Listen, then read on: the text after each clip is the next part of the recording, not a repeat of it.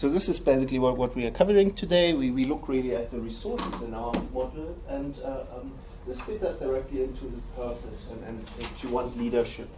Yeah, and this may be where you will sit as a project manager. Yeah? This is often where the decisions are made. So resources is a very important aspect for this. Now, with L'Oréal, we have to a little bit analyze from the last session as well the strategic environment of the global cosmetic market, and this is again quite some time ago. So 2003, a global cosmetic market was $80 billion in 2003. There was a market growth of 5% per year, but higher in some countries. How big do you think it is now? Is this a market that has grown as well due to the during the recession and the economic downturn, or do you think it was affected negatively? Is it shrink? This is a question. It did? Yeah, maybe. So there was actually a stagnation point around 2008, where it kind of did go down for a while. But then it really expanded, and there was a fascinating thing more recently. Maybe you picked that up in the media. There's a big segmentation into a new luxury cosmetic market. Has anybody heard of that? Okay, I'm hoping. This was on BBC iPlayer. This is why I thought somebody may have seen this. So there is actually a new luxury market for cosmetics. And that has grown rapidly in 10 to 15% per year. So this has really grown. And there is kind of a medium range market that has stagnated. And then there is where do you buy your cosmetic products? So we could come to terms with that maybe. Do you go in a boutique where they do facials and pedicure and manicure, or do you go just maybe more strategic approach like me, like when I cycle home on the way there is a Aldi, or if I want to push it a little bit there's a Tesco, but that is kind of life-threatening. You go on a really fast road if you want to go shopping there. So normally with me it's Aldi, I have to admit, yeah, and cosmetic products sadly as well come from there. Yeah? So it's not the high pitch that you could go for. Yeah? So it's more the lower pitch, quite frankly. Yeah. And so where else can we get products? So we can get it in supermarkets. Like Boots. Boots. Yeah. So Boots is kind of the medium market, and they really struggle, which is interesting. Yeah. So they're still there, but the growth is not there anymore. Yeah? So we have a top market that grows, and suddenly places like Aldi, Lidl, Tesco. Tesco has as well their own boutique, isn't it? I'm not really familiar with this, but they seem to have their own segments. Yeah, so in with retailers, a much smaller range of product though. Okay. If I wanted something specific from L'Oréal, I would go to the large Boots and pick that out. Because there's a lot more on offer there. I think a lot of the general stuff, if you go to supermarkets, you're probably going to use the Boots as well. So I think you've got that competitiveness as well. Okay. Get your Boots points. Yes. I like it. So you still see the value in Boots, yeah, especially with the point scheme, it adds up, yeah. But at the same time, there is this retailer pushed particular cosmetic products, yeah, that seem to be like just a convenience choice. Yeah, but if you want anything specific, you won't get around it to go maybe to something like boutique, to Boots, or maybe even a boutique, yeah, to get what you need. Yeah, but it's quite interesting. Are there still a lot of boutiques around? What are other boutiques? Like we have kind of Boots, or what else do we have? Phoenix, John Lewis, those sort of things, Yeah. or have So the higher end sort of cosmetic ranges. Yeah, and they go already kind of on as well facial and very specific products. Yeah. So this is then already starting to become the higher end. Yeah. So interesting industry, yeah, as well. If you have a luxury idea, yeah, something that really makes you younger, or you know, like gives you the whole sense of that, then you have a Say Conditel. Oh yeah, sorry. Of course, it seems to work. Yeah. So anyway, I was too nice here. Yeah, but Yeah, so there's interesting spirit to see actually. It was growing consistently in some countries more. We have a look at that.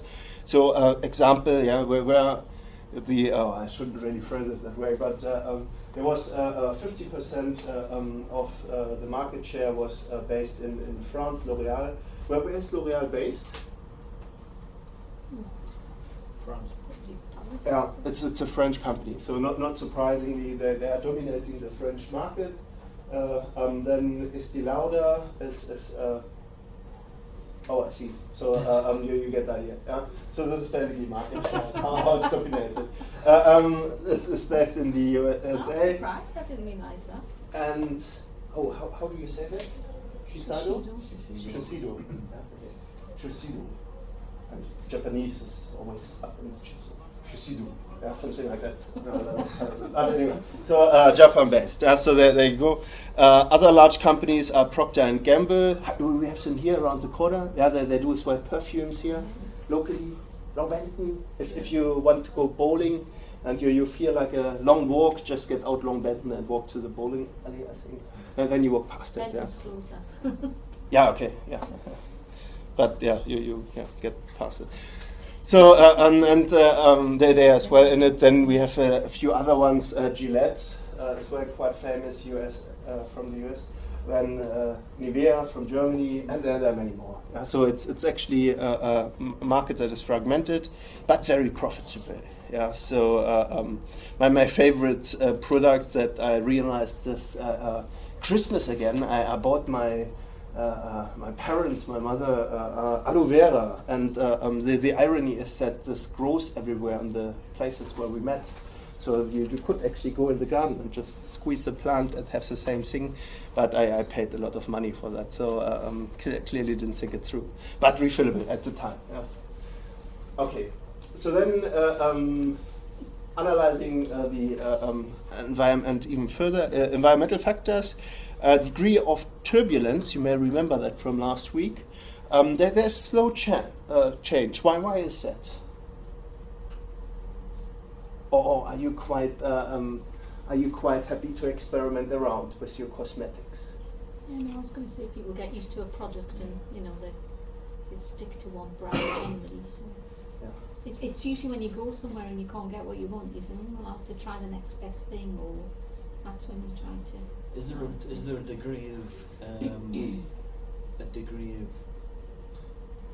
with a lot of being sort of skincare as a sort of a degree of whether there's going to be any reaction to using it? Yeah, so there's this way of finding out that's if when it you get works what for you're you. comfortable with. Yeah. You don't like change, sort of thing. Yeah. Okay, so the slow change does make sense, and most of you seem to stick to it. Or anybody quite happy to change cosmetics? Do you try a lot? No? Yeah. Yes. And? I don't know, I've never ever found one that's been cut above the rest, so I just keep trying new ones. Okay, so you go for it, yeah? You basically give it a go. And do you favor one at the moment, or?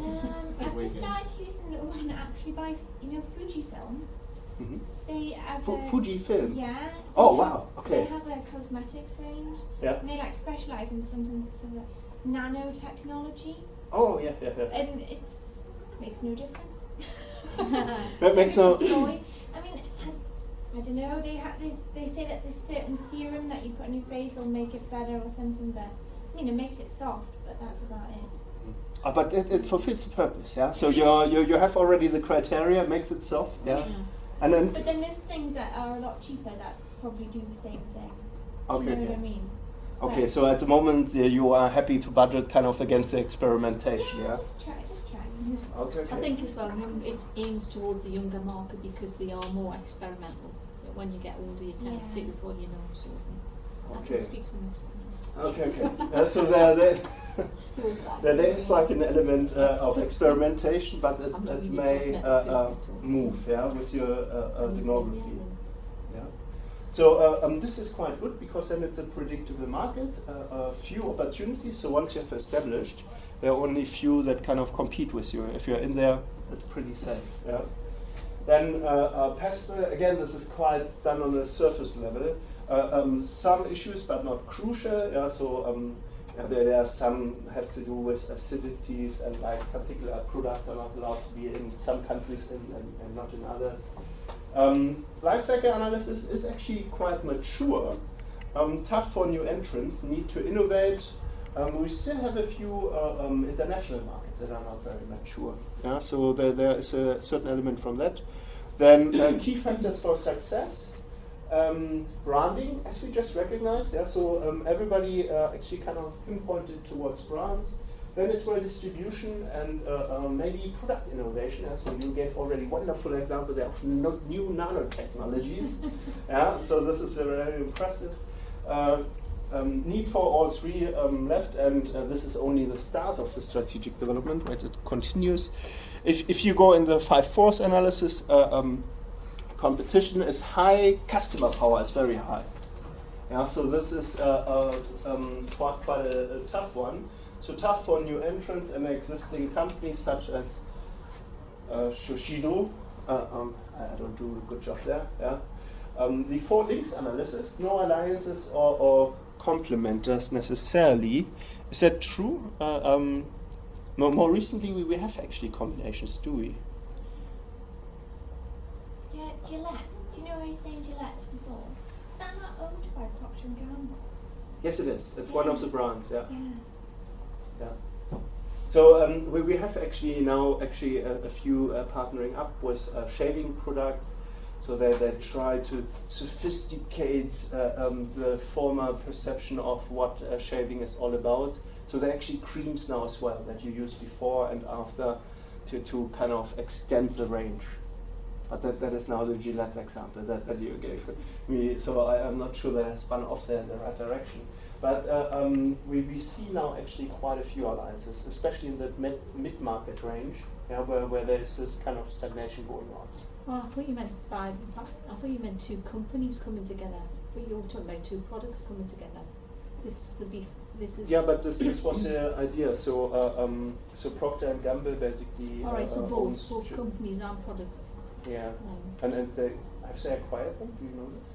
I'm not sure. They came to do a talk here at my undergraduate, and they were talking about Gillette and how they marketed that, and they do Dolce & Gabbana perfume and stuff as well. They all make that. Yeah.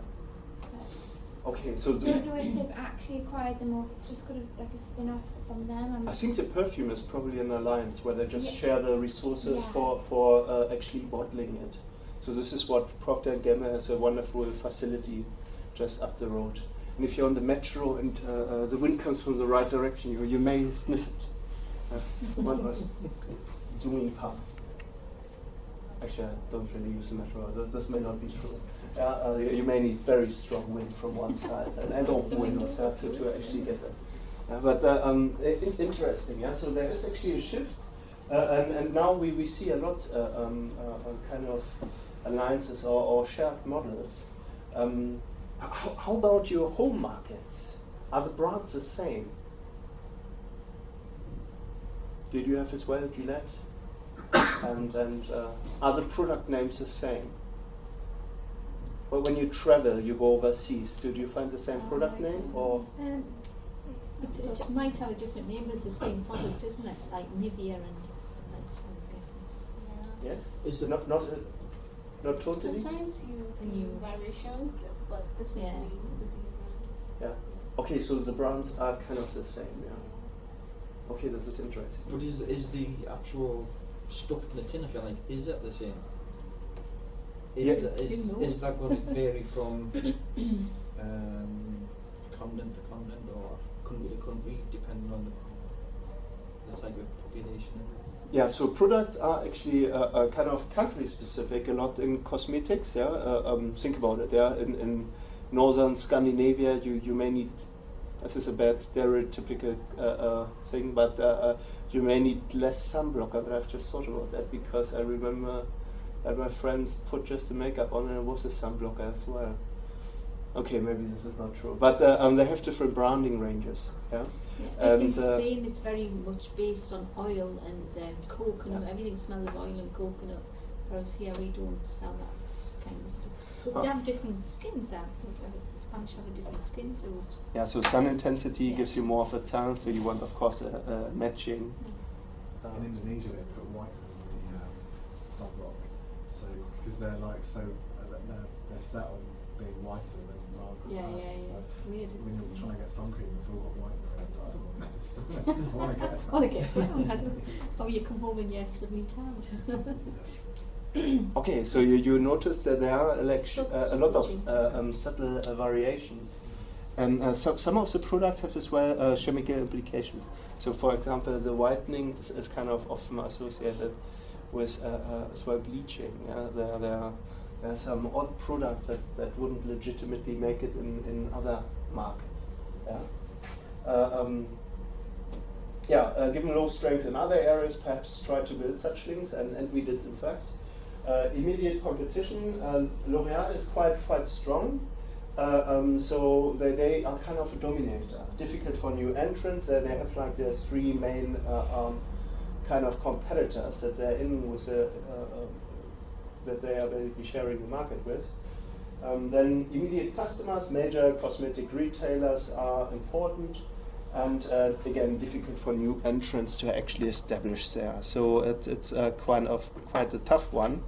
Now, if you look at the market development or sales margins, you can see that L'Oreal kind of really started making some mileage.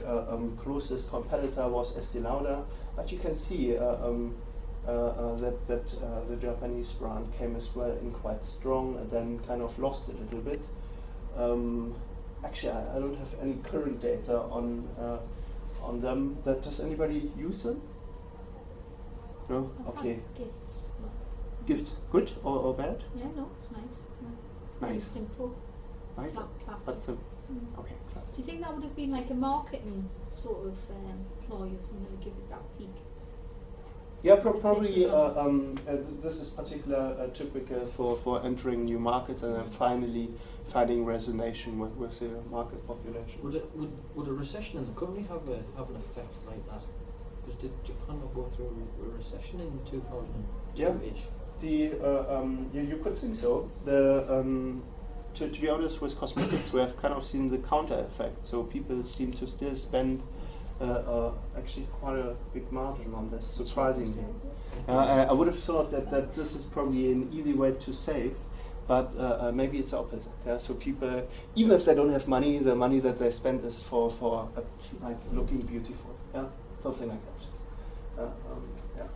So a major problem with the strategic environment analysis does not explain why L'Oreal sales margins have been rising while rivals have been falling. So you saw it was actually quite an even field on the analysis. And then need to explore competitive resources and capabilities for each company to really kind of understand where the difference may come from. Now, how do we analyze the resources and capabilities for a company like L'Oreal?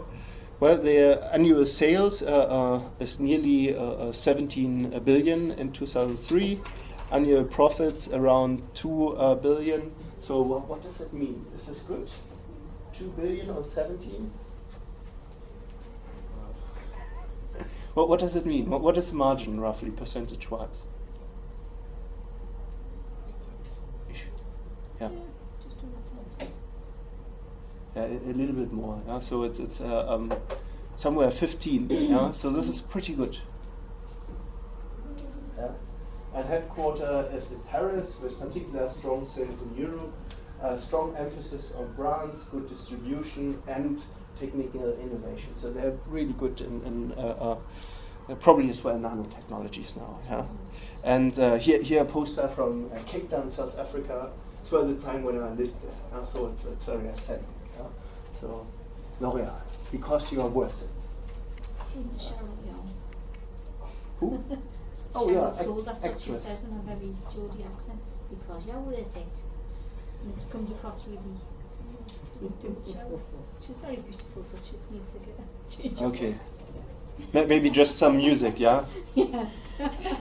Okay. Oh, that is heartbreaking. Okay.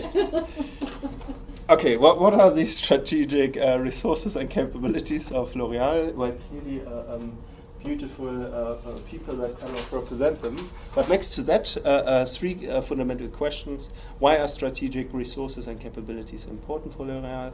How can we identify the strategic resources and capabilities? And last but not least, how can its resources be improved? So underpinning economic assumptions is here really organizations wish to generate above average returns. So this means return on your initial investment. So you can buy resources, most simple ones, you dig in your garden, yeah, you recognize that the soil can be a resource too. You try to sell it. If you get more than it took you time-wise and effort-wise to dig out the sand for trading it, then it's worthwhile doing. This is the idea of return of investment. I hope that makes sense. More spontaneously, you would say if you buy, for example, the soil for amount and you sell it on, if you get more on the actual investment of buying it to sell it, then you make basically this return. So this is what it goes to. Then during the 80s and 90s, a strategy took a fundamental shift from the market-based approach. So this is kind of what we had of Porter. So as well the 5 force model and things like that. Towards a greater emphasis on competitive resources of an individual company. So this was kind of the recognition that two companies may have similar resources to kind of the same thing, and still one is making a lot of turnover, a lot of profit, and the other company is just going along, not having the same influence and market power, and somehow not making the most of the resources. So the new approach was called resource-based view, and it's still very dominant, especially in project-based organizations. You will see that you won't get really around that. Often that is a dominant view. So, for example, instead of just examining the markets in which L'Oréal operates, size, entry, 5 forces, competitors, etc., the RBV or resource-based view strategy began to place much greater emphasis on what resources made the company competitive in marketplace. So here it's brand recognition, and this seems to be quite an important one. Then as well the patents. Now this is the recipe of how to mix your wonderful creams or soaps or perfumes. Yeah.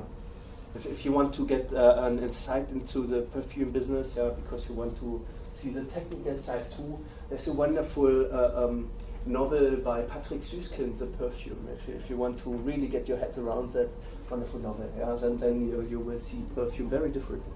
Very, very powerful smell, underrated in the senses, but that is where patents written, and patents can be as strong as a brand itself. What is a famous brand that you like the smell of? Perfume, maybe? Chanel No. 5. Does everybody recognize that?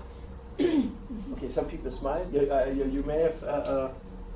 So this is basically a particular mix of quantities with oil and like particular smell agents that give you that particular unique smell, no matter where you are. You can buy Chanel No. 5 in where do we go this year? This time you can buy it in the south of Wellington in New Zealand, and you will have the same smell like you will have it if you buy it somewhere in, what is opposite? Maybe Iceland, So this is not fully true because temperature and environment affects it too, but still, if you have like a little bit a laboratory with you where you can stick your head in and then try it in. The patents on that, would that just be on how the content is put together and not actually the smell? Yeah, so actually this is a very good question, and I don't know the answer for that because I'm a dear friend with a patent writer of Procter & Gamble here, and it's exactly that. So it's the quantities and the way they are mixed of the particular ingredients. So you can actually mix the same ingredients in a different way, and what is surprising with perfume, for example, is you will not get the same smell. This is a fascinating thing. if someone managed to get the same smell but mixed it a different way, then there would be nothing wrong with it. Yeah, so this would be contested, and then you would look at the methods, and if it's a different method, so there's actually a frame for interpretation. So this would be probably so contested. You get the likes of Next and places like that copying smells. Yeah. You can tell what they're trying to be because they're trying to make the package look slightly like it as well, but they must go through all of this, I'm guessing. There are national in Italy. In the north of Italy, the Italians had like a national smell and taste center, and I always thought that was made up, but it's really true. So they have a lot of patents on particular smells that they can kind of give you in certain quantities, and then you have a very similar smell to famous perfumes. But apparently, if you have a very fine nose, then you can tell the difference.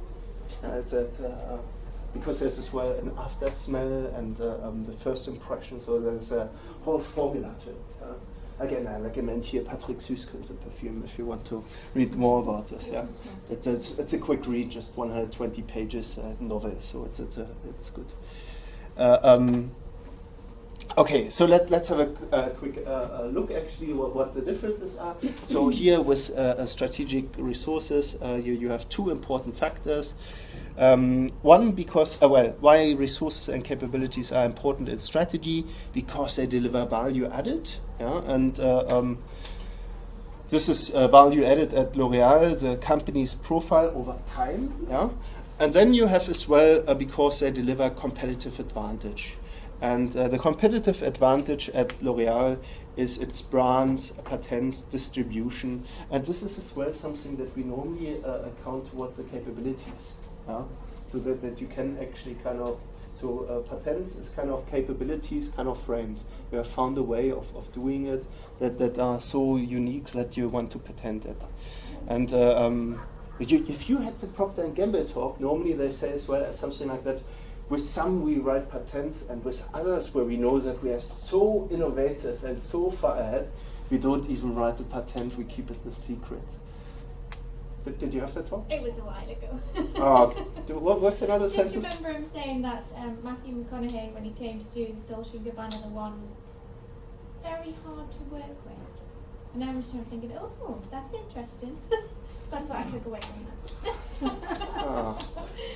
Selective hearing, yeah. With me, it resonated that sometimes I won't even write patents, but okay. Yeah, very, very good insight. So, did you ask why? Why was it difficult to work with him? I don't think he was very nice. Oh, and I think he absolutely loved himself, so I think that's what made it really hard. Yeah, I just thought he was the bee's knees.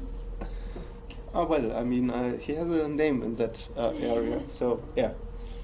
Interesting, okay. Now, this is kind of Schumpeter. I can recommend the original. So this would be a classic, yeah. That if you have time in the summer and you consider what could I read, this is one of the classics that is wonderful to read. Just to give you a little bit background, he was quite cynical. He had very little faith in terms of what people are willing to share with others. So he's quite pessimistic about the world. But he came basically up with this, more or less. He kind of came up with the rent concept, but we come to that in a second. So wonderful classic to read if you want, and entertaining as well. He has a lot of weird views as well that are kind of underlining that we don't talk about, but it's all in the originals. So value added, the difference between the market value of an organization and the cost of its inputs. So the old classical chestnut is, if you buy all the inputs, then you can compete 1-to-1, right? So now there are, of course, so normally you transform the fabric into something new, yeah, and the transformed value is what you're charging for. That was basically the question of the value chain and value system. Yeah, so the how and where. Are you with me so far? We look at that in detail. Yeah? So this is route number 1. Yeah, do you have a question? No. And then we have the other one, that is the second group, that is the concept of economic rent. And that is something that Schumpeter was very fond on. So he looks at sustainable competitive advantage. Don't confuse that with supply chain, because it is normally the same initials. But sustainable competitive advantage, and here you had a hierarchy of resources. Yeah. Oh, sorry, I'm on to. So here you had the 7 main concepts of the SCI, and he put it in a hierarchy of resources. Those are the 2 concepts that we will look at. Yeah.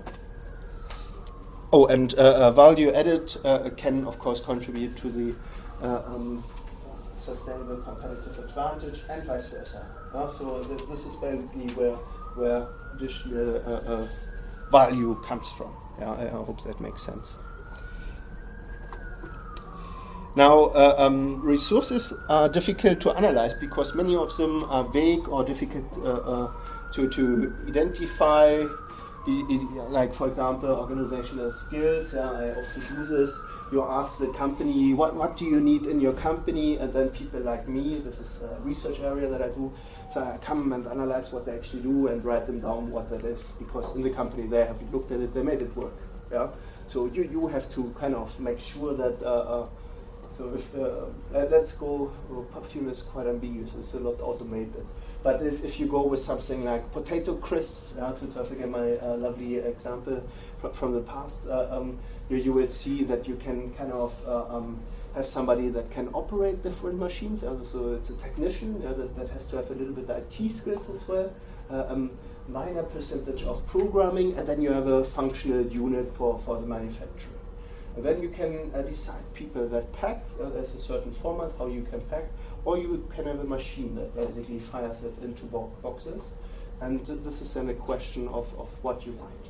Yeah, packing stuff can actually really go into the joints, so it shouldn't be a full-time activity that you do work-wise. Otherwise, you will be unhealthy after a while. Yeah, so then automation in my mind makes sense. But again, this is a political agreement kind of in the company between employees and often a nation state, I learned. So the moral and ethical assumptions that I had were actually contested in a lot of countries where I went. So this is very difficult to identify because it's normally organically grown with a company. Yeah. So here we can usefully divide into 3 broad categories. So there are tangible assets. This is what you can physically count. Yeah. So for example, in a bottling or plastic bottles that they use for L'Oreal shampoo, you would have then a machine that kind of holds the plastic container under the nozzle that basically squeezes shampoo into the package. So this machine would be an asset. Yeah, I hope that makes sense. Yeah, so it's a physical things you can count. Yeah, if we have like a digging company and there's one man and a spade, well, what is our physical asset? Spade. Yeah, very good. Yeah. If you would have said now the man, then this is like ambiguous. Yeah, but. Yeah, so L'Oreal's plant and its laboratories for developing new cosmetics. So there's as well laboratories and maybe minor parts of the manufacturing line where they can play around. Things like that are tangible assets. Yeah, but what else can be tangible assets for L'Oreal? The cars of the employees, if they buy them. Yeah, so it's a wide field actually. And that is normally written as well in the financial report, the capital and assets. Then you have intangible assets, resources that have no physical presence but provide benefits. So this is L'Oreal's brand as a name, including Garnier and Maybelline, and it's cosmetic patents that come with it. Yeah. Cosmetics, I learned the basis is normally seaweed. So if you're on a beach, you feel you have forgotten your cosmetic, just use the seaweed. that should work. No, I'm just joking. Actually, the basis is seaweed, but I'm just joking. It has the same effect. So then the organizational capability. This is more refined. This is kind of the skills that I was on about. So routines. So in a competence framework, you would say. It's a technical competence, the technical skill of doing actually what you can do, but it's as well with routines, working actually together with the other guys, that you know already how you can do it together, that you have actually the product that you want. Yeah. And then, so it's routines. Normally here you would have as well already skills, routines, capabilities would be here as well. And then you would call that organizational competence, because they have as well used management and leadership. So this is normally where the competence comes from. Yeah, the leader is the one that kind of teases out the skills to perform. So this is not to make the individual perform at their best skills level, you know, the masterpiece of the violin, that you have a Stravinsky afterwards. It's actually the opposite. So that was a terrible example. But it's basically bringing together the skills into routines that create the product. And that is a manager's or leader's role in the organization. And here you have, for example, L'Oréal's chief. Chief executive, sorry. I was a little bit alienated by that, sorry. And L'Oréal's system for distributing its product is another one. And actually, here I wrote as well those are actually colleagues from us. So Amit is, he was at our university, he has now left us, sadly. He went to Cambridge. But Amit and Shoemaker, they're really famous for this. Sorry, I'm just joking. We are still dear friends with them. So, but they kind of came up with the organizational capability model, and it's still very dominant. So this is as well what normally in due diligence companies are interested in. Like how do you set your routines up? How do you train the people actually to be skilled?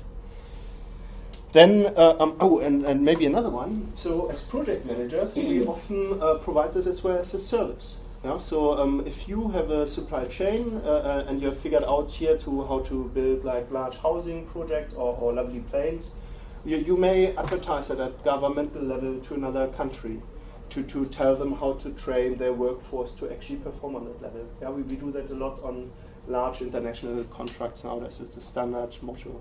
If you buy a product, you often want to have as well the skills. So this is a really hot thing to do. Yeah, hot topic. Okay, all right. Then we have the capabilities. There's as well complexity and difficulty of the task that you actually perform. So there is normally no magical formula. If you look at the factories, you normally see it just kind of the logical way of producing, if that makes sense. Yeah, and you kind of have it along with it. But it's kind of here. So there is no magical formula. Then every organization would have actually have already access to this formula. So the above average returns, you would have as a consequence above average returns. But the definition is every, what? Yeah, so the key thing with complexity and difficulty of the task is that you normally work it out. And what is fascinating is that is, for example, Nissan, for example, assemblies here cars. They assembly as well in Japan cars. And if you look at it, you go through it, you will see that they have dealt with certain complexities of bringing together like interrelated tasks and solving the problem. They have dealt, although they have the exact same problem, different. So this is quite interesting. So this is kind of the point that there are still these gray areas where you have to make it work in an organization capability setting and interrelate basically the individual aspects into one product. Yeah.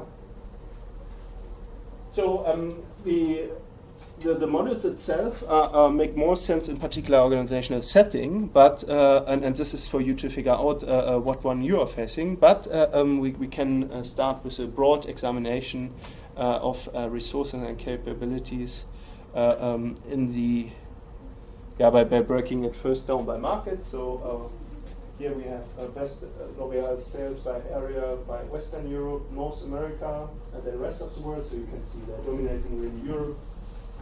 Have a little bit the quarter of sales in North America, and then the rest of the world is only 90%, which shows that there's potential to grow, because the rest of the world is actually a lot.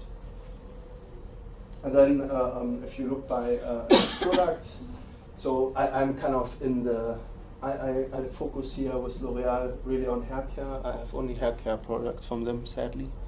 Makeup, not so much. There I'm cheating. My hobbies are surfing and skiing, so I use a lot of makeup. It's more sun blocker, and I have these that are actually physical ones. I don't need tan anymore. I have lived in South Africa. I'm not made for this. So I just need like protection, and with that I have my particular makeup companies. Oh, sorry, it's skincare, isn't it? Yeah, Ah, okay, not makeup. Makeup's Secret's coming up. Okay. no, it's not Okay, for okay. ladies for anybody now. I was pushing it there. Yeah, okay. But makeup 26%, then skincare 16%, and perfume only 2%. This is quite impressive, isn't it? And then other 4%. I would actually struggle to point out now L'Oreal's perfumes. Does anybody know one? No. I was just thinking as well of the brands, but they're not really L'Oreal. Maybe that's in America or somewhere else. I hope it push them here. Okay, interesting. Yeah, so interesting split up. So let's have a look where they're actually going with this. So step number one is normally a broad survey of the organization's main resources and capabilities. So what can we do? There's a tangible. This is associated with what is SCA again? Sustainable. Yeah, competitive. Advantage. Yeah. So we have the tangible, intangible. This is normally how you can break it down. I don't know why the core competences were there already, but that is just me preparing the slides strangely. But then you have the innovative capability, reputation, architecture. So this is architecture is the setup. Yeah? This is not necessarily the building itself. Does that make sense? So how you manufacture it, where your resources come from, where you buy them, do you store them, do you buy on demand basis? So this is a little bit the idea behind it, how you organize it basically. Yeah. Then core competencies, this is kind of what do you feel is like giving you the strategic advantage. We talked about that a little bit. And then some knowledge content, this is maybe the secret recipe that you don't want to share. And then what you can do from there is benchmarking, leveraging, upgrading maybe, new research and development, buy-in technology from on the outside, and joint ventures, and last but not least, define the SCA now, but what about future dynamics? Yeah, so this is a very dynamic model. So here you have to always look out as well that you're not falling behind with your resources. More generally, you can look at that or need to analyze resources and capabilities against 7 main elements. And this comes again from Porter and Kay as main authors of that idea. So you can look at sustainable comparative advantages, prior or acquired resources. So what is actually the resources you're using? What is imitability? Can't say it properly. Or what does that stand for? It comes from imitating. You can copy it. Yeah. So how easy is it for maybe if we're in perfumes, have like perfume experts that sprays it, they spray it like this, and then they sniff, and then a little bit orange, orange leaf, I can tell. Oh yeah, it's a normal oil, but So that is the kind of analysis. If it's easy to figure out the ingredients, and they may even figure out like what lies on top, then they can sometimes even tell you how it's made. So again, there's a perfume wonderful book to read if you're interested in that. So this is basically the question. If that is easy for other competitors, then they may make a similar, maybe even better perfume. So this would be kind of dangerous for you. Now, if you have a product that has particular special qualities, then this would maybe be something that competitors would look at as well. Yeah. Then durability. What is that? How long it lasts. Yeah. So how well it lasts and how long. Yeah. So this may be even planned in some cases. Yeah, so, for example, Lightroom, do you know the horrendous stories behind those products? light bulbs, and Is it to do with the filaments and how they yeah. So this is a dark history between the Netherlands and Germany. There was a monopoly of light bulb companies, and they made an agreement that light bulbs should only be switched on, like I think 9,200 times, then they go. The default manufacturing thing.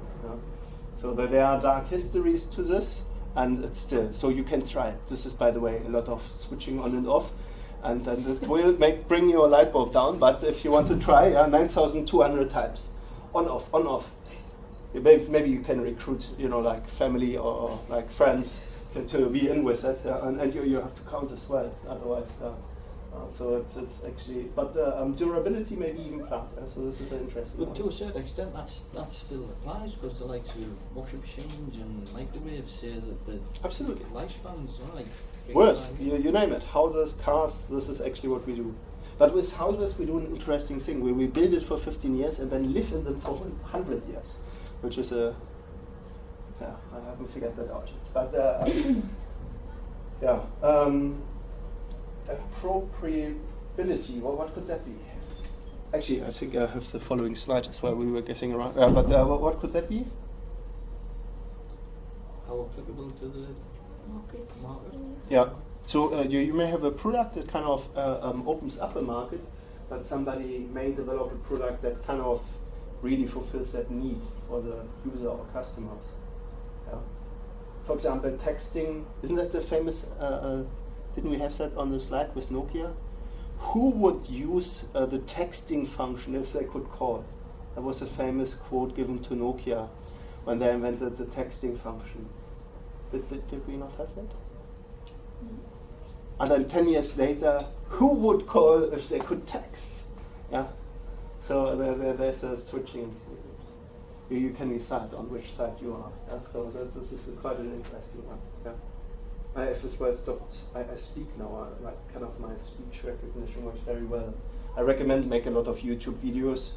Google Earth. It's very good. It works very well with my strange accent, so it's good. So non-substitutability. So again, the idea that you kind of have this product that cannot be replaced. And we had wonderful examples there before, the classical wonderful watch versus now on my mobile I have the Time 2, and it's always accurate, always with the network. Well, if the network is accurate. Although that may not be the case in certain countries, but never mind. So then we have truly competitive. What could that be? Truly competitive? It's competing against other things in the market, and it's not an individual standalone. Yeah. I know. Just trying to catch up constantly with their competitors. Yeah. Well, what are the first 10 things you would buy if you have nothing? You have just the worst day of your life. Everything you own burned down to the ground. You're just... Maybe you have some clothes on, otherwise it gets too ridiculous. But so you have some clothes on, and otherwise everything is gone. But the insurance says like blanco check, okay, tell us 10 things you need. What would be the first things you would buy as product? Accommodation. Oh. Yeah. So okay, house you get build new, and as well food will be provided. But Toothbrush. Toothbrush, okay. Kettle. Really, kettle. Yeah, and love tea. Okay. Probably bedding. Bedding. Sofa. On the bed. Sofa. Bed. Yeah. So you can lie on the ground. Okay. It's Television. television. Yeah. Yeah. So television is quite common. So there's actually an actual list of competitive products. So it's basically what you would find if you have a shortage of money, resource-wise, worth investing to have. Yeah. So this is quite interesting stuff. And toothbrush and toothpaste was actually one. That was Procter and Gamble was have really done a great job there. Yeah? So they have played something very impressive. Right? Then you have the innovative capability. That is basically how good you are with coming with new stuff up. There are many ways of doing that. L'Oreal is strong in those areas, prior or acquired resources, so they have a long tradition of doing this, so they kind of have built up like a decent amount of that. Appropriability is another one. I think I have the slides as well where it's explained. And then the innovative capability, so they have a lot of new additives, how they improve their products or make it actually relevant for you. Yeah. Oh, maybe I don't. Okay, there's actually a section on that in the Lynch book, so I have a look at that because this is actually really interesting stuff. So if you look at tangible pieces, the special physical assets that give a competitive edge to L'Oreal is sophisticated laboratories for developing new cosmetics, and then intangible resources that have no physical presence but provide major benefits. It's the brand names we had that already, and the cosmetic patents was as well one.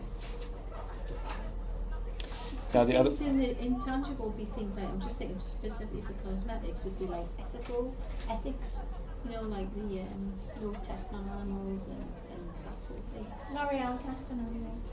Yeah, no, but I'm just saying, I don't necessarily mean L'Oreal, but no, I know. I just mean. I just read that the other day and I was like, oh my god. Is that bad or good? I don't know. Let them test on people. Well, no, I think for cosmetics, I think it's unnecessary. Yeah. Okay. But I think for medical reasons, then yeah, definitely test on animals. Yeah.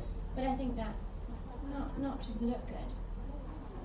So the little rabbits cannot look good too? Okay, terrible question. I'm just joking. Yeah, yeah. No, but you have a point. So there's an ethical perception, yeah, that you don't want cosmetic products being tested on animals, and that is often as well in levels where they want to see through if there are allergies or any side effects with the product. Allergies as well are a big one for cosmetics. Yeah, because we use a lot of interesting stuff. I mean, we did use traditional cosmetic goods would be, for example, snake poisoning, yeah, and things like that, because it would actually, you would put it on the skin and it would lift your eyelids. If you would get it actually into your eardrops, you would be slightly blind for a while, but there were these trade-offs, you know, it took just a little bit longer to prepare at those times. Well, they're doing exactly the same with medication anyway. They're using snake venom and all that for medication. Yeah, venom, yeah, not poison, sorry. Yeah. Yeah, so it's interesting where those products come from, but those are as well resources in a way. Yeah, and so Broadway, so is that already broken down? No, this is what we had just now. Okay. Again, I recommend here reading up on those, because this is actually very well described as well in the book with case studies. Yeah, with one case study that takes you basically through it. We can also examine which parts of the organization add greatest value. So here you have value added of the organization, the market value of its output minus the cost of its inputs. So this is a classical input-output model. This is particularly interesting normally for your bankers. It's a question, how much do you borrow and how much do you return? So this is a very crude example. All organizations need to add value to their inputs, or they are unlikely to survive in the long term.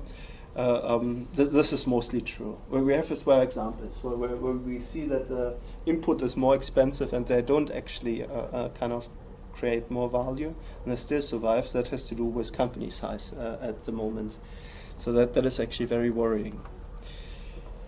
Now, Porter's value chain breaks down the activities of the organization into its many parts. So here you have a contribution of each part can be analyzed for contribution to the total value added by the organization, and as well the sustainable competitive advantage of the organization. Now, this is basically it. Yes. And I think, which country is it? I wanted to say it's Spain, but I don't think it is. No, it's not. Terre de Set, Hayat. Yeah, I think it's actually Sweden. No, does anybody recognize the language? I'm just guessing, so it may be something completely different. It's not Finnish. Finnish is normally longer. I've learned that. What's Norwegian? Maybe okay, we go with Scandinavia. Yeah. So quite interesting. So value added across the company, firm infrastructure, human resource management, technology development, and procurement is the one that's lit. Oh, you can see that? Yeah, procurement. That's it. So the basic value chain at L'Oréal is inbound logistics, ingredients for L'Oréal products. What is a shampoo based on? Do you know this? Has anybody ever looked on the back of the shampoo?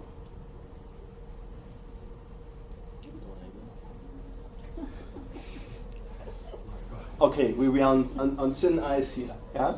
So maybe homework. When you have a shower or bath, yeah, take a minute. Just read what's on the back. That's probably quite interesting. Yeah? So have a look. Well, what is soap made of? Do you know that? Is it fat? Has anybody? Yeah. Oh yeah. Sorry, this was correct. Yeah. Fat. Yeah. Fat or oil. Yeah. But what else? Has anybody seen Fight Club, the movie? Yeah. Yeah. Okay. So how do you make? What else was needed? Some sort of plant extract in there as well. Yeah. And what is it based on? It's an astringent of some sort. It's sucharines, yeah. So depending on what smell you want, you can use orange, aloe vera, fruits, yeah, mint, you name it. So you want actually the sucharines, and then it becomes a soap. How do we develop the first soap? Does anybody know the creepy story that we tell, I think, children in secondary or primary school? Not anymore. I think it was in India, right? I was on a river where the dead were burned up the river, and then down the river they washed with salt the clothes, and they got a lot cleaner than in other rivers. We were really surprised about that. This is really weird. Why is it? So, okay, history to investigate. Yeah? So, but have a look what's actually on the back. Yeah? It's very close as well. I shouldn't say that on the camera, but chemically it's very close to, this is Fight Club basically, the idea. It's a plastic explosive too that you can make basically with the same ingredient. It's very close. If you boil it at a particular temperature, I should not maybe specify it too much, but it's chemically very close. It's though not explosive as soap. I can give that much away. You can try, but it's hard. Yeah? This is in the oven under certain conditions it gets exciting. Yeah? Okay, never mind. So here L'Oréal. Oh no, wait, we didn't have the whole supply chain. So operations, we had manufacturer, the L'Oréal's product, then outbound we have the delivery to the stores, and then sales and marketing. You have the branding at L'Oréal. And then the service, L'Oréal's after-sales service for customers, maybe to advise you as well how to best use it, or if something goes wrong, how to get it off you again, yeah, something like that. This is as well something that they kind of provide. So L'Oréal adds special value in these areas, but needs more in-depth study than possibly here carried out. So you can see it focus kind of the branding and that end, and here they actually subcontract a lot. Or they work with their supply chain if you want. So in other words, this is probably used from quite a few, like they share the facilities. They book in the factories, basically capacity, and then produce the stuff. Does that make sense? Skeptical look. Yeah. Okay, so given the vague nature of the RBV, it is useful to have some additional guidance on how to identify the resources and capabilities of the organization.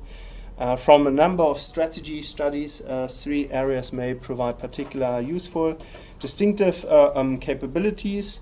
From John Kay, this was actually contested. Even I in my PhD thesis contested that already, because capabilities become incredibly difficult to distinguish. Basically, at what point does it become distinctive?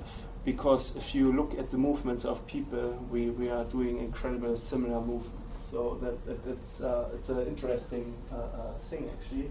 But core competences looked a little bit more interesting. Hamel and Prahalat, and there's as well now dynamic competences. So this is kind of the ability to kind of adapt the competences that you have to new ways of doing stuff. So this is another one that we have currently in the literature. And actually I have as well, I hope, a paper at some point this year in organizational science on this. And then knowledge from several sources. So this is kind of how to do it, how to design it, set it up. This is here overlook, where you see as well your playground. Yeah? But we have a look into this as well in a little bit more detail. And actually the knowledge bits, this is what Moses does his PhD on at the moment. So he's very knowledgeable of the theory, but when they're in the PhD stage and you want to have an easy conversation, you normally are in extremely detail and depth straight away. So you have to filter if you want to have a conversation with them back to the level where it still makes sense to you. So you have a good conversation with them on that topic. Otherwise it's quite easy to talk about a lot of abstract concepts that may not make sense yet. So, but Moses expert at the moment on that. But none of the substitute for fundamental exploration of organizations' sustainable. Well, what does CA stand for again? I've switched now. Competitive advantage, isn't it? Was it competitive or?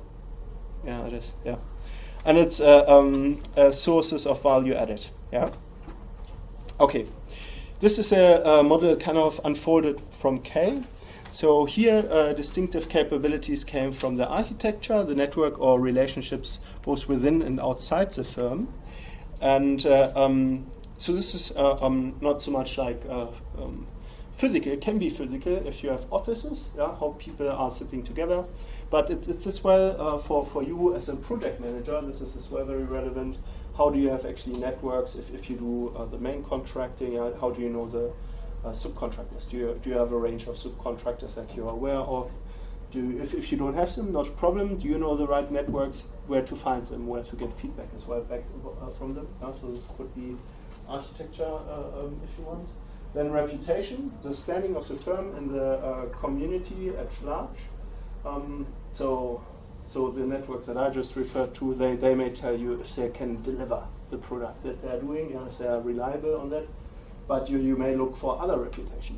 How are they performing on environmental or social indicators?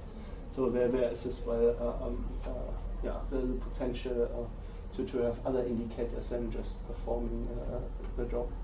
And then the innovative ability, here you have structures, so laboratories, you may have segregated the company. So for example, all the multinationals that came with like high technology and developments to China, you will see that their technical nitty-gritty bit, for example automotive, is still done normally in their home country, and then this part is kind of delivered to China and assembled there. Because they have fear of knowledge leakage, that if people understand how to do this, that they then quit at the company and do their own thing. So structuring is as well, or segregation of work packages is a strategy here. Then as well skills, procedures, and as well the rewards, ironically, that allows some organizations to innovate better than others. What about Google? Did you know a little bit about Google? How do they reward their employees? Nobody curious?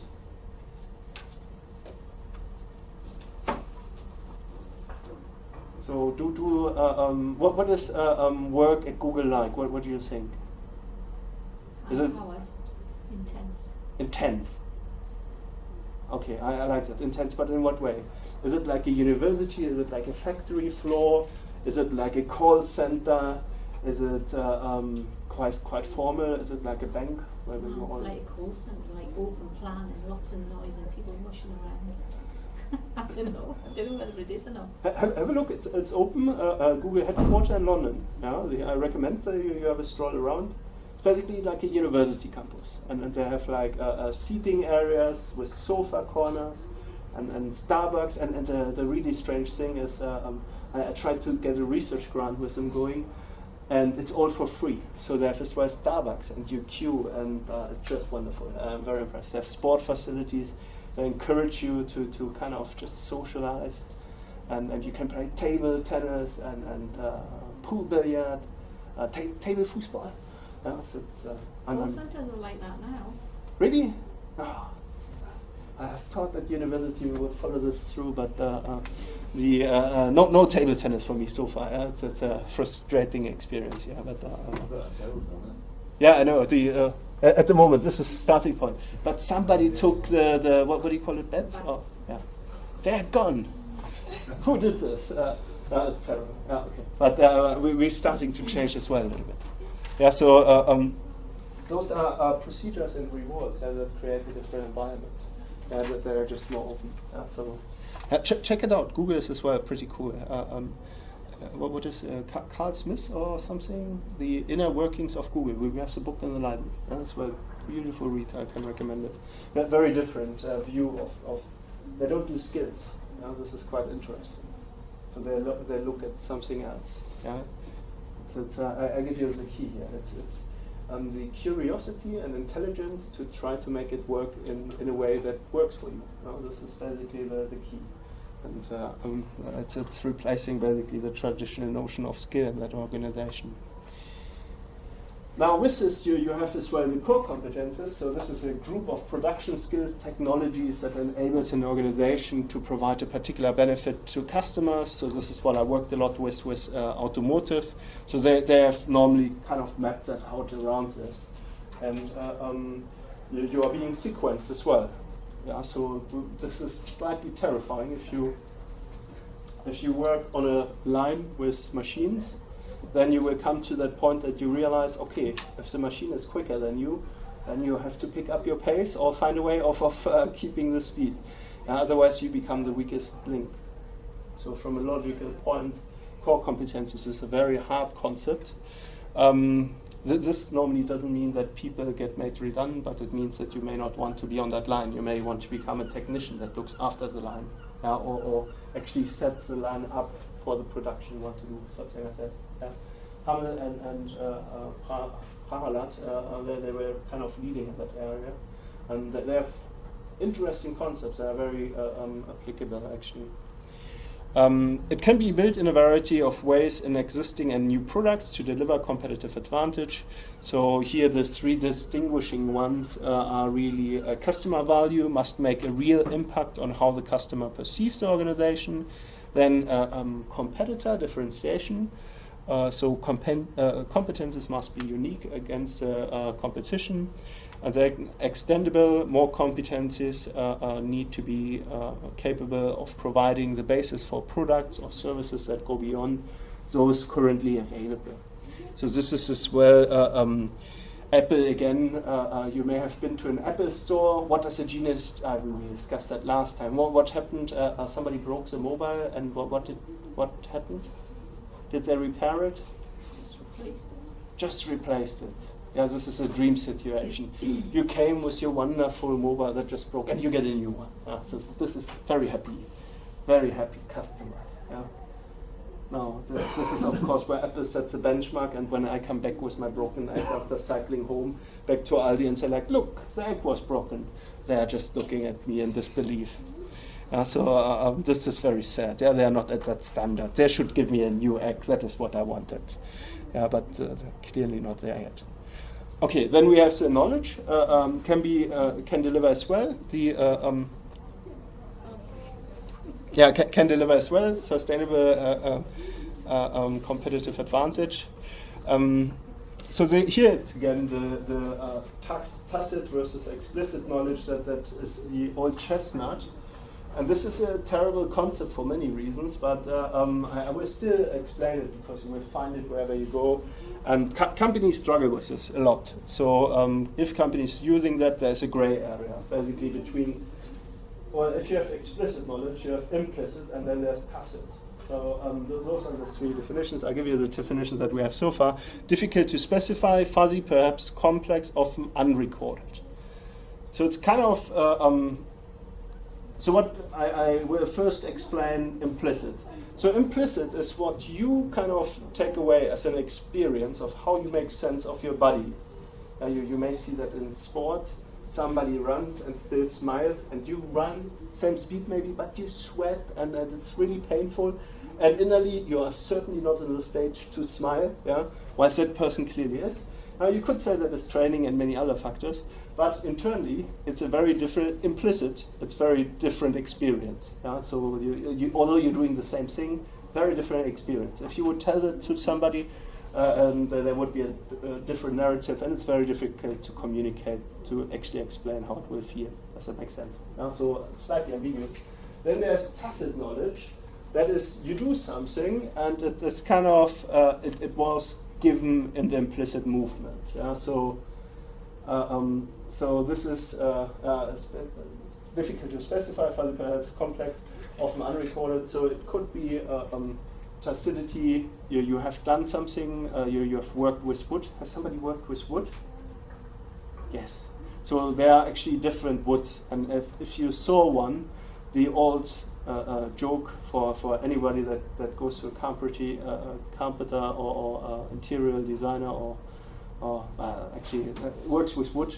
There are some woods that are very hard to saw, where the experience is like you nearly break your arm, and then there are some softer woods where you just go through. And if you hit an, is it us or not? Yeah, if you hit a knot here, you will have that experience what different wood tension feels like. Yeah, and that is something that is very specific to the movements that you are doing. But actually, it's comparable. Does that make sense? So if you both work on the same thing, and you saw the tacit experience would be still unique to you, but it's the same. Yeah. Now then, the last one is the explicit knowledge, and that is kind of what we can talk about, that we can measure, we can kind of raise underlying data, link it to information that then makes sense in the knowing bit, or how to do something, know how, or know what. Those are the two chestnuts that get out of that. So carefully analyzed, often defined precisely, often written down. Could be procedures, guidelines, could be a coach that shows you how to do something, training setting, you name it. But does that make sense? Very roughly summarized. Now the explicit and tacit is a difficult part, and explicit can always slightly leap into either tacit or implicit knowledge too. So this is why it's so difficult. Yeah? So even writing down how a company works and how to do a product, if you put now all the people in and train them on their individual things, making them actually work as an organizational competence, you will see there's a lot to iterate, to figuring out. And if you then compare the two organizations, you will see you are not working the same way. It's nearly impossible. Yeah? So this works only if one goes out and the other ones kind of create an environment that frames the individual's experience so that he repeats the way of what the former person has done. So this is a tough one. Yeah, okay. Enough from that. So both types can provide a sustainable competitive advantage. Tacit because it's more difficult for competitors to copy what remains only partially known. And I mean, if you don't write the patent down, this is an example, then it's tacit. But if you write the patent down, it's kind of explicit. Does that make sense? So you have figured out to make this wonderful smell. You know you need so much. You may have even already written it down, but you don't share it. You put it in the pocket. So then it appears to be tacit knowledge, but in reality it's probably already explicified. Yeah? That doesn't make sense. Yeah. So explicit because it may be exclusive to other organizations, such as a patent. So this is again if you have explicified it. And Leonard is on that. And again, Ash Amin has just written a book, 2012, The Architecture of the Inner Firm, Knowledge. Wonderful book. Again, good summary. Yeah? Okay, let's get to the... Yeah, where are we time-wise? Oh, I'm running again over the time. Okay, let's run quickly through that. Step 3, that is benchmarking.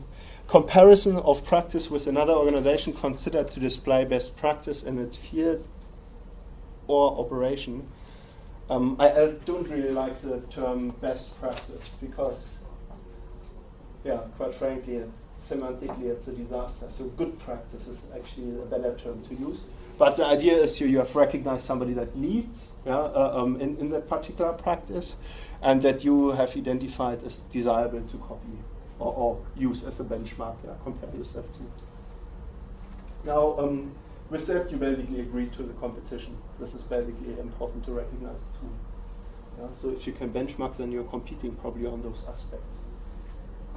Leveraging is exploiting existing resources.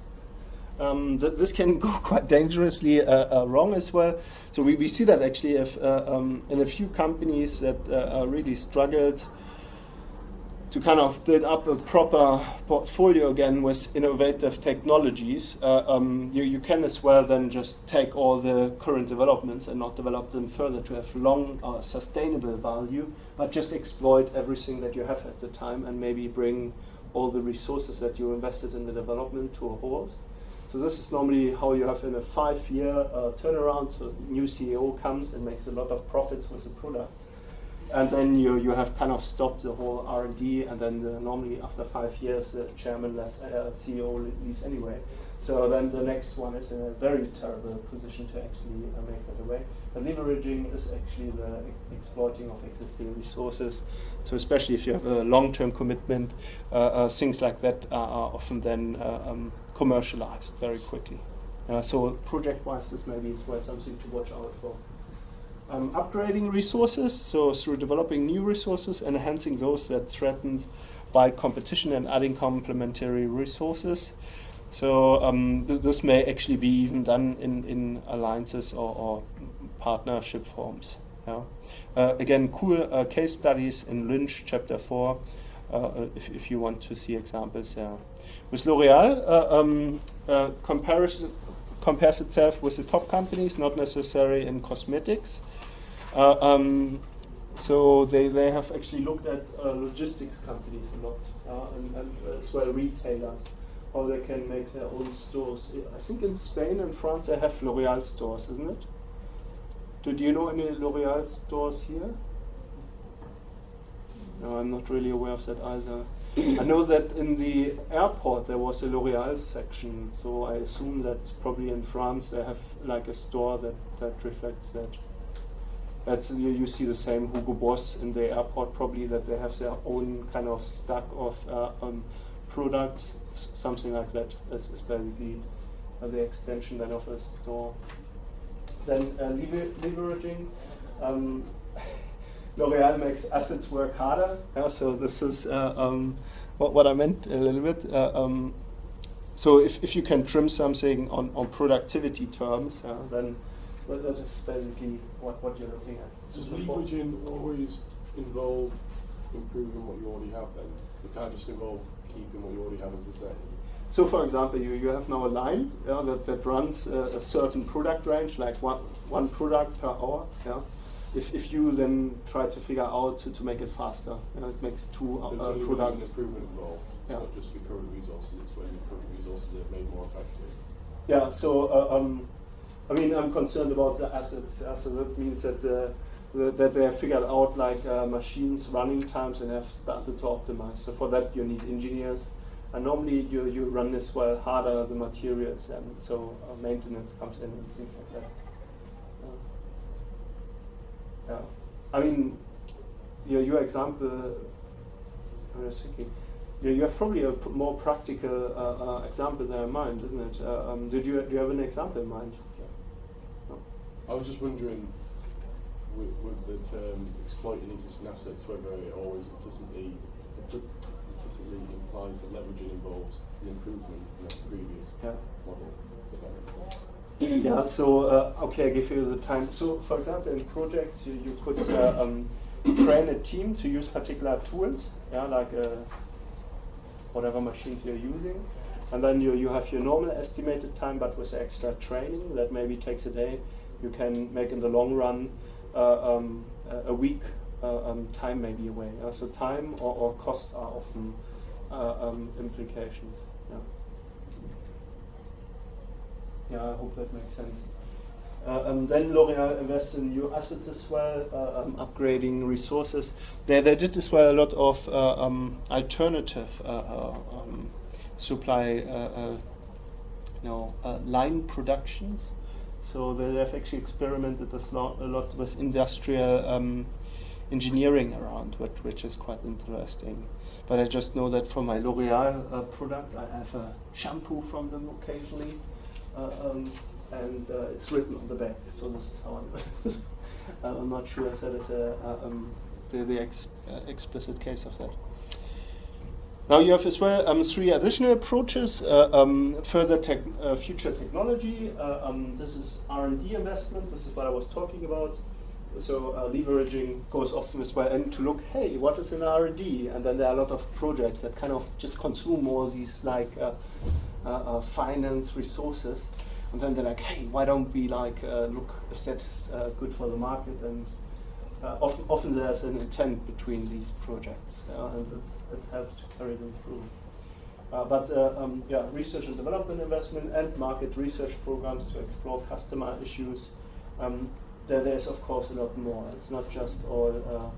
Well, what else could we have here in future technology?